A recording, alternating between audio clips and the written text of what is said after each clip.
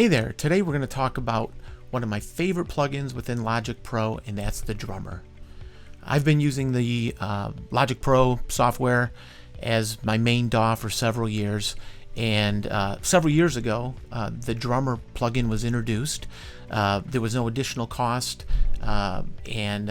which made it really attractive, and I had been used to using programs like Addictive Drums by XLN and also Easy Drummer by TuneTrack. And I think they sound fantastic, but the drummer program, if you're using Logic, it just really works nicely, seamlessly. It's kind of built into the interface. And so one of the things that I noticed when I started to use the program was that there wasn't a lot of control over the kit. I was kind of left to how it was mixed when I added it to the track, and then I would add other instruments and go ahead and if I was doing some sketches or whatever, go ahead and bounce that out, and it sounded great, but I didn't have much control until I kind of did some research, and I don't know if I stumbled upon it or how I figured out it. I caught it on another channel somewhere, but I wish I would have known this tip early on in the process. I'm going to share it with you, and hopefully if you're unaware of it, this is really going to open up your eyes to a whole new way to use the drummer module.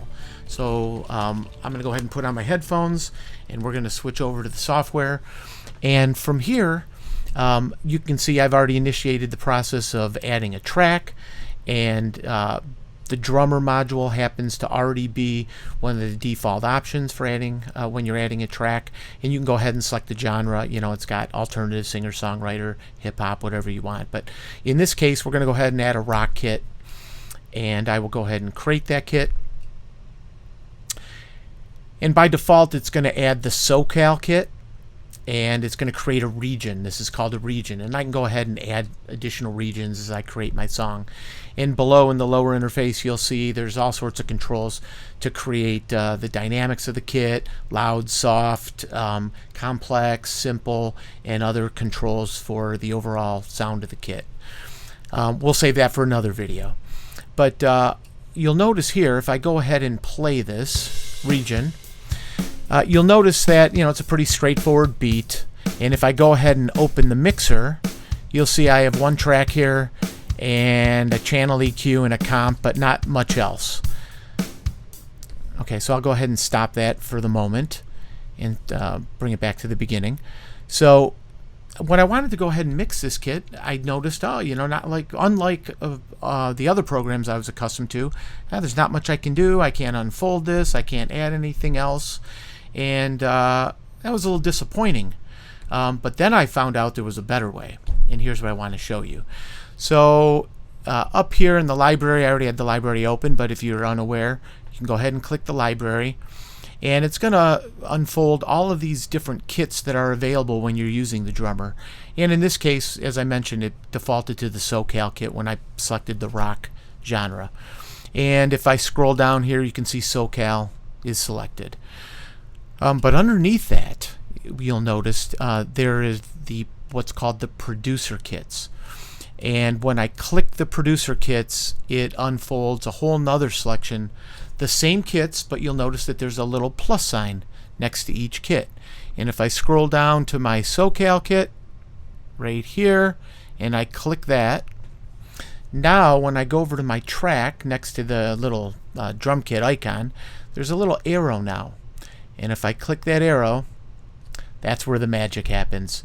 Now you can see my mixer has been populated with all of the different kit pieces, all of the extra tracks that have room mics, and you know, everything else that we would like to be able to have individual control of when we're mixing our drums. So this really brought the kit, this whole drummer plugin, to a whole new level once I discovered this.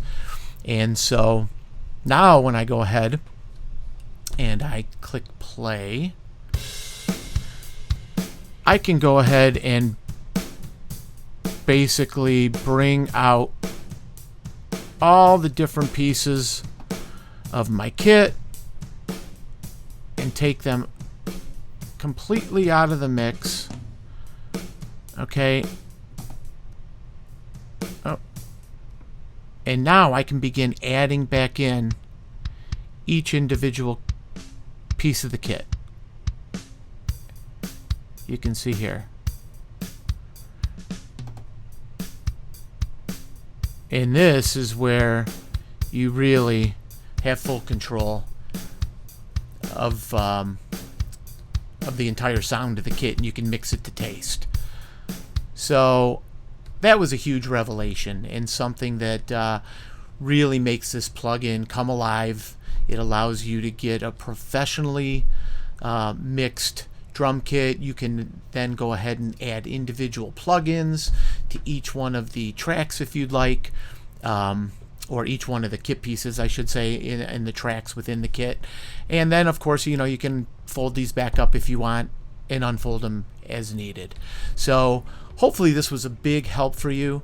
Something, like I said, I wish I would have known right off the get-go, but now that you know, I'm sure it's going to help you produce some great sounding drum tracks as you go forward in your productions. So if you like this tip, please go ahead and subscribe to the channel. I'll be creating many more videos.